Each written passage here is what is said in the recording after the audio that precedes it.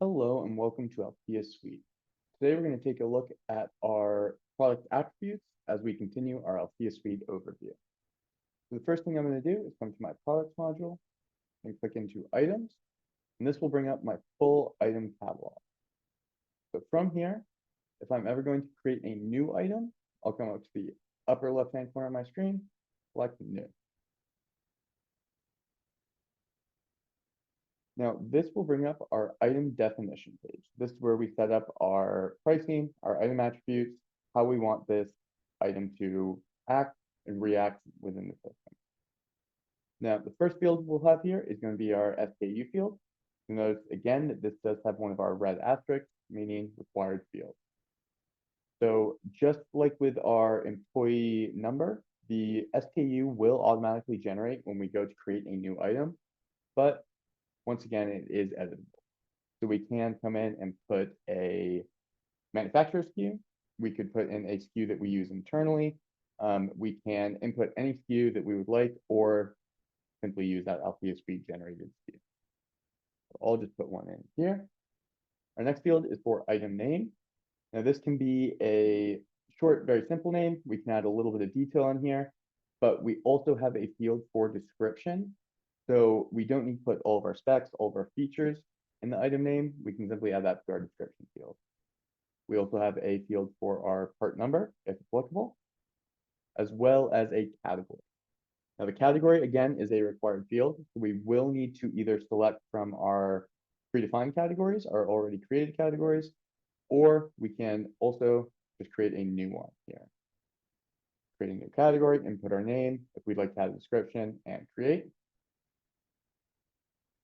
Then to the right-hand side of the screen here, we have a field for item images. Now that can simply be one image. We can also add additional images if we would like.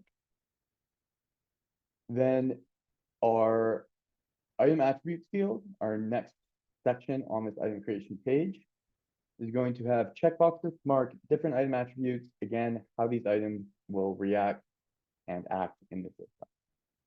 So our first field here is going to be for our active, inactive items.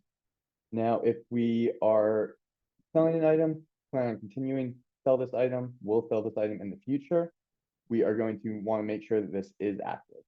If we have stopped selling this item, you no longer carry it, no longer plan to sell it again, we can mark it inactive, and then it will not be an active item that we can sell in the system. Our has variant field here will be for creating variants of the same item. So for a simple example, if we had a couch that comes in white and our variant was color, we could then select the different colors that we carry and create those simply with that field, that color field. Has BOM will be bill of materials, meaning for manufacturing purposes, what different items all make up to create this parent item. Next checkbox is for has serial numbers. Pretty straightforward, self-explanatory, whether or not this is going to be a serialized product and we want to track those serial numbers for this item. Then we do have a field for, or a button here for linked sales items, simply meaning items that are linked together. So this is our simplest way to group items. When I add one item to an invoice, it will automatically pair and add the linked sales item as well to that invoice. But any of those pairs can be removed. We can sell those items individually. Moving on to not for sale. So this will be a field for any item that we are not going to sell. That may be playroom, that may be a internal loaner item, whatever that may be that we are not actively selling. Now, do not transfer in fractions. So this will relate to our next section here that we'll touch on, obviously, right after this one, referring to how this unit is measured and how we want to transfer when stock is new. The is a combo checkbox refers to our combo groups. So a combo group is for upselling opportunities. You are able to select an item and then select options to upgrade or add on to that item. So for an example here, if we had a washer dryer, we want to select which kind of, say, hose that was connected. We could have our washer dryer and then a combo group with those different hose selections. and those would be linked together. Next field is a gift card. Again, a pretty self-explanatory one. Simply, is this item we are creating an actual gift card? So are we creating the gift card as an item in the system? Next is purchased. So is purchased just means was this purchased from a supplier as opposed to us manufacturing, creating it ourselves. Transfer and purchase unit. Again, this will refer to our next section that we'll touch on here in a second. Just meaning whether we are transferring in purchase unit or sales unit. Is decision item is another one of our ways to group items together. This is simply meaning, is there going to be another item or another service that is something the customer will have to make a decision on that we want linked with the item we are creating. Has batch is going to be referring to the purchase group that it was received from. So if we want to notate that each item was specific from a specific batch of orders, we can make note of that here with the has batch and track each of these individual orders separately. Order approval required, whether or not there needs to be a confirmation on this order when an order from a customer is made. Is group, our final way to pair items together. This is going to be for predefined kits. We are not able to sell separately, but they will all be a group together. Is service item is going to refer to items that are not actual physical products, but in fact services. So things like delivery charges, installation fees, haul away fees, anything that's not a physical product we're selling to our customer. Then our last checkbox here is for non-taxable items. Again, self-explanatory. These items are not going to be items that have tax applied to them. Now, our purchase measuring unit, our sales measuring unit, and our conversion unit factor. So the measuring unit here is simply what is the unit we use to sell these. So it may be each, it may be a weighted unit, it may be a sized unit. I'm going to leave it as quantity, very basic. Now, below here, we have a field showing one purchase unit equal to the number of sales units it includes. The way I best describe this is if I were to purchase a 48 pack of water bottles, I am buying one unit. I'm buying one package of water bottles. But if I were to go sell them individually, then I would be selling 48 different water bottles. So that one purchase unit will equal 48 different units I can sell.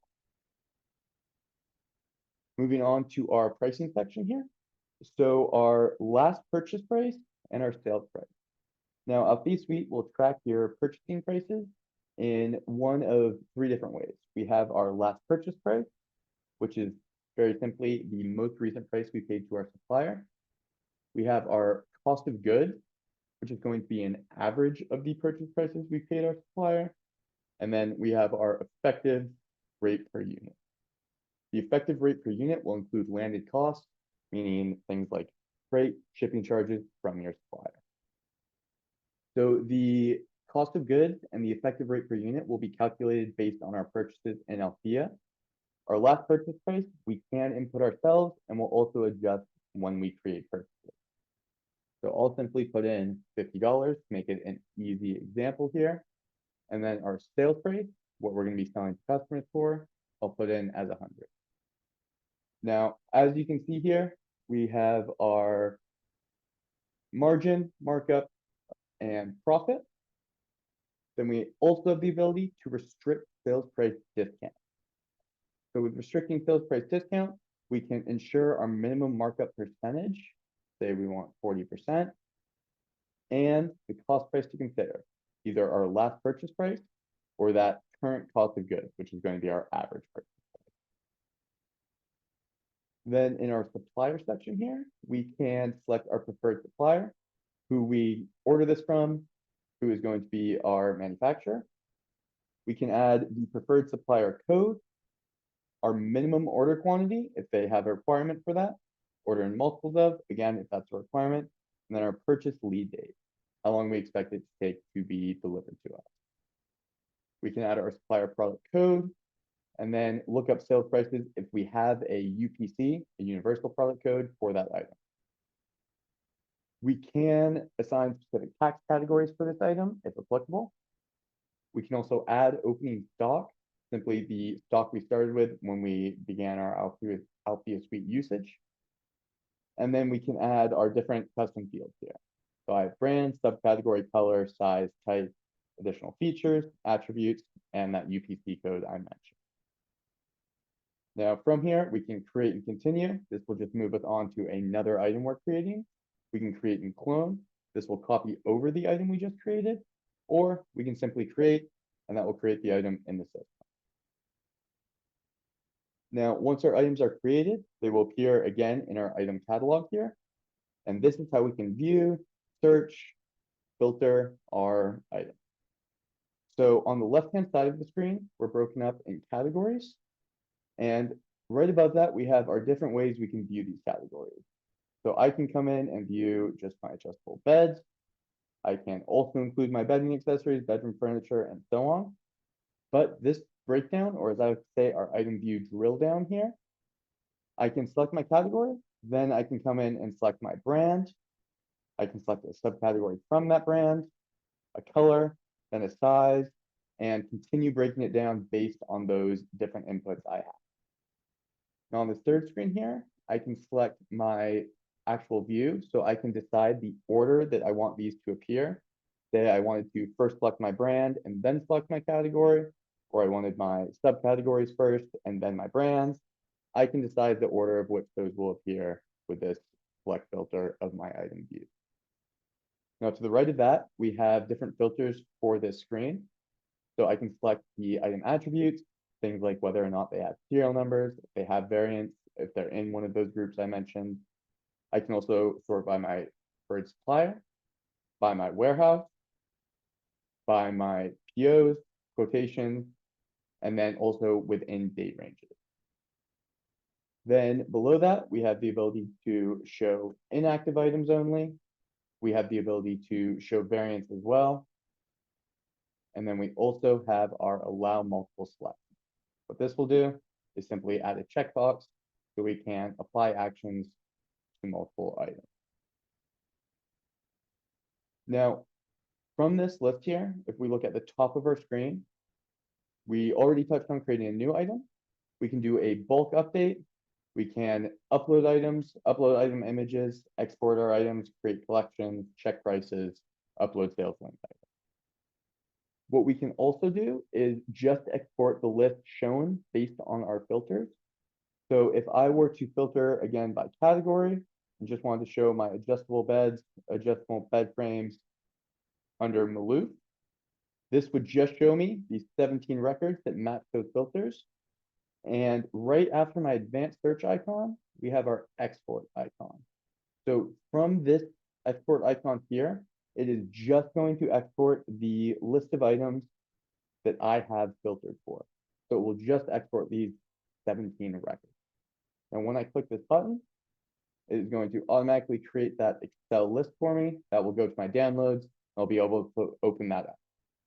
Now, this will be very useful if you ever want to make a change to items, if you ever want to update items with an option that is not available in our bulk update.